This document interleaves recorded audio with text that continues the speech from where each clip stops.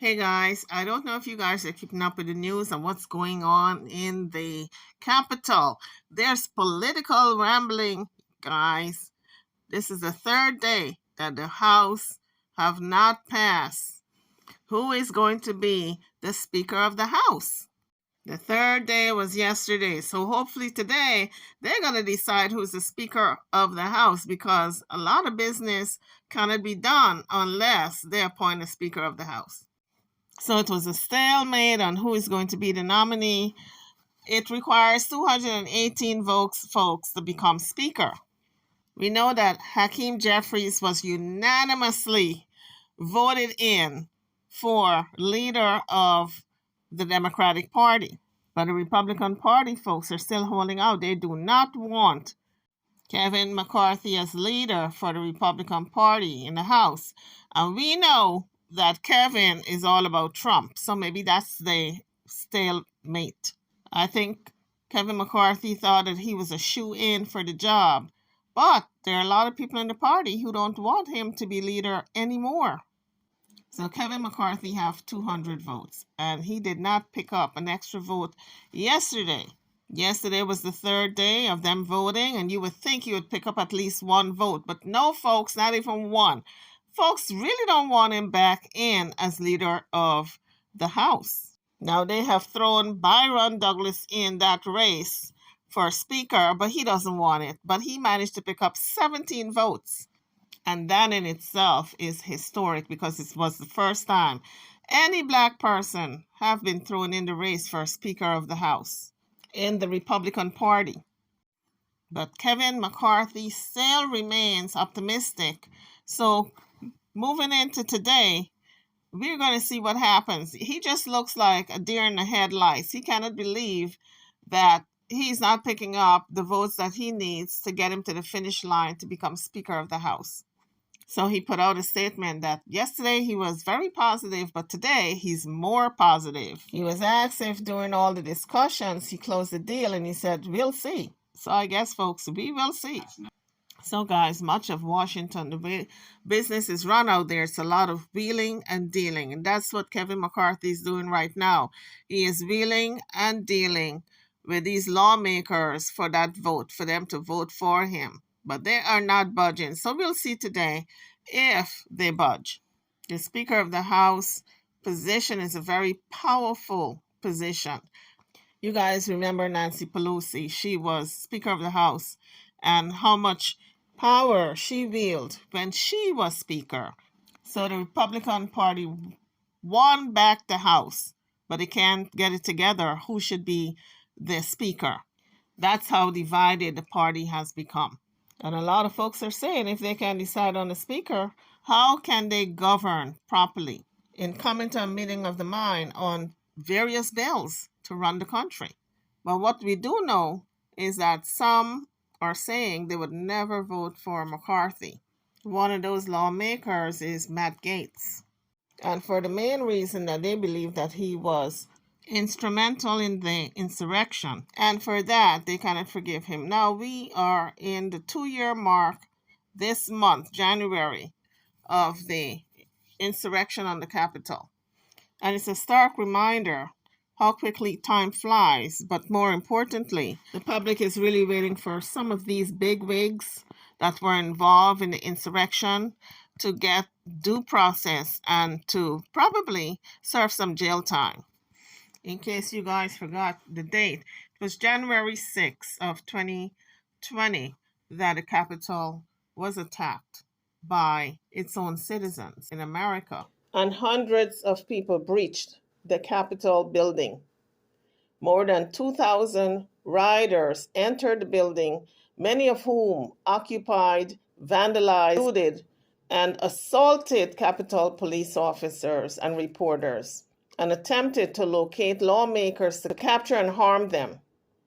A gallows was erected west of the Capitol, and some rioters chanted, "Hang Mike Pence," after he rejected false claims by Trump and others that the vice president could overturn the election results. Some vandalized and looted offices of House Speaker Nancy Pelosi and other members of Congress. With the building security breach, Capitol Police evacuated and locked down both chambers of Congress and several buildings in the nation's capital. Rioters occupied the empty Senate chambers while federal law enforcement officers defended the evacuated House floor. Pipe bombs were found at each of the Democratic National Committee and Republican National Committee headquarters, and Molotov cocktails were discovered in a vehicle near the Capitol. Trump resisted sending the National Guard to quell the mob. Later that afternoon, in a Twitter video, he reasserted that the election was fraudulent, but told his supporters to go home in peace. The Capitol was clear of rioters by mid-evening, and the counting of the electoral votes resumed and was completed in the early morning hours of January the 7th. Pence declared President-elect Biden and Vice President-elect Kamala Harris victorious. Pressured by his cabinet, the threat of removal and many resignations, Trump later committed to an orderly transition of power. In a televised statement, a week after the riot, the House of Representatives impeached Trump for incitement of insurrection, making him the only U.S. president to have been impeached twice. In February, after Trump had left office, the Senate voted 57-43 in favor of conviction because this fell short of a two-thirds majority requiring 67 votes. He was acquitted for a second time. The House passed a bill to create a bipartisan independent commission to investigate the attack, modeled after the 9/11 Commission, but it was blocked by Republicans in the Senate. So the House approved a select committee with 7 Democrats and 2 Republicans to investigate instead. The committee held 9 television public hearings on the attack in 2022 and later voted to subpoena Trump. By March 2022, the Justice Department's investigations had expanded to include the activities of others leading up to the attack. Ultimately, the committee recommended that Trump be prosecuted for obstructing an official proceeding, inciting, conspiring to defraud the United States, and making false statements. More than 30 members of anti-government groups, including the Oath Keepers, Proud Boys, and 3 Percenters, were charged with conspiracy for allegedly planning their attacks on the Capitol. 10 Oath Keepers and 5 Proud Boys were charged with seditious conspiracy, and 1 Oath Keeper pled guilty. One Oath Keeper leader, Stuart Rose, was later convicted of seditious conspiracy. As of January 2022, at least 57 people who were involved in the insurrection were running for office. Although most people charged with crimes relating to the attack had no affiliation with the far right, a significant number were linked to extremist groups or conspiratorial movements. By December 2022, 465 individuals charged had pleaded guilty. So the public is now wondering, these 57 people who ran for office, who were involved in the insurrection on the Capitol, who were running for office, and some of them got elected or re-elected, why are they still in office? That's what the public wants to know. YouTubers, drop your comments in the comment section. Let me know what you think. Kevin McCarthy, who is now running for Speaker of the House, was one of those 57 people who were involved in the insurrection by his statements of encouraging the rioters. So it was on January the 6th, 2021, following the defeat of then U.S. President Donald Trump in 2020 presidential election. A mob of his supporters attacked the United States Capitol building in Washington, D.C.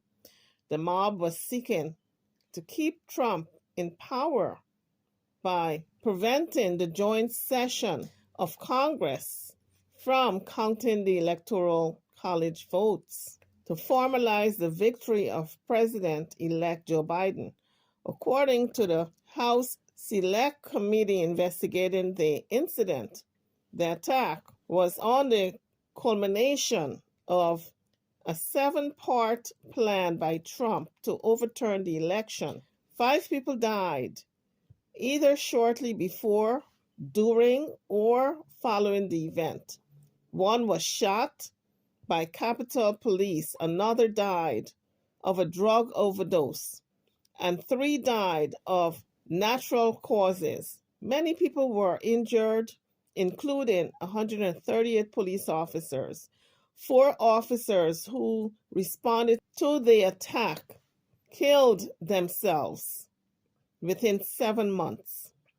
As of July 7, 2022, monetary damages caused by the attack exceeded $2.7 million.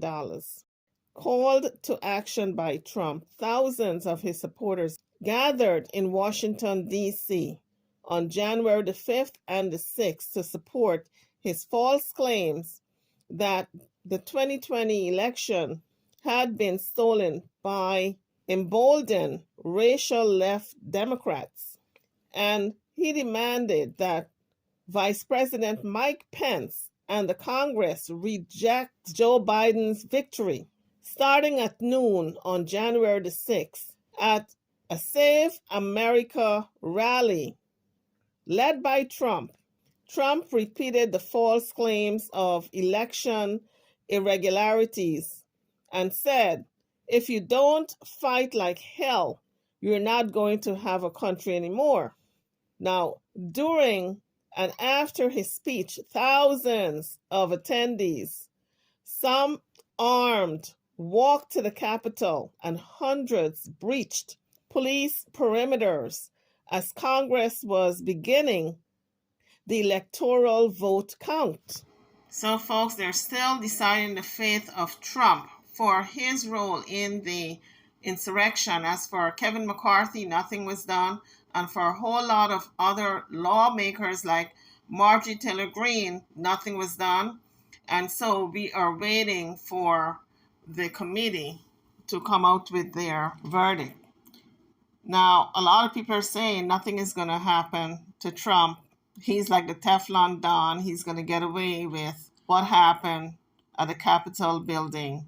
And so, YouTubers, I want you guys to weigh in. Drop it in the comments section. Let me know what you think, how you feel.